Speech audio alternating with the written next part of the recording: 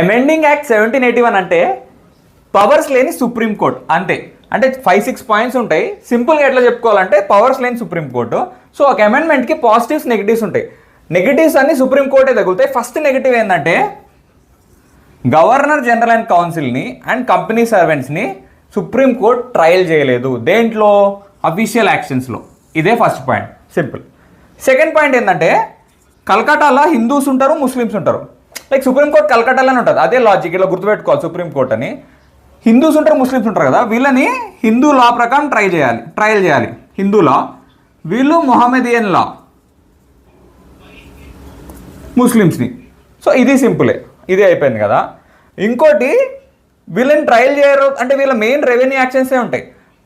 దాంట్లో కూడా revenue actions trial చేయకూడదు. లైక్ సుప్రీంకోర్టు జ్యూరిస్డిక్షన్కి రాదు. అది థర్డ్ పాయింట్. వీళ్ళని ట్రయల్ చేయకూడదు, రెవెన్యూ యాక్షన్స్ జ్యూరిస్డిక్షన్స్లో రావు, హిందూకి హిందూలా, ముస్లింకి మొహమ్మదీన్లా. 3 పాయింట్స్ అయిపోయాయి. ఫోర్త్ పాయింట్ చూడండి. ఇక్కడ కూడా గవర్నర్ జనరలే హీరో దీనిలో మొత్తం. ఈయనకి ఏంటంటే ప్రొవిన్షియల్ కోర్ట్స్ నుంచి అప్పీల్స్ ఉంటాయి కదా, అవి సుప్రీంకోర్టు వరకు వెళ్ళాల్సిన అవసరం లేదు, గవర్నర్ జనరల్ చూసుకుంటాడు.